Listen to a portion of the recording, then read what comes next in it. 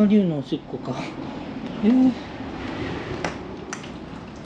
ちは浸水して大変だけど、こっちは多分龍ちゃんのおしっこ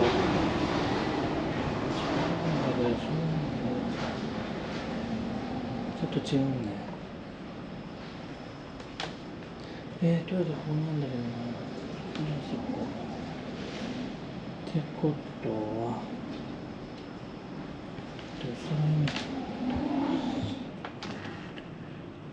大丈夫だよ、りゅうちゃん。どうしよう、この水。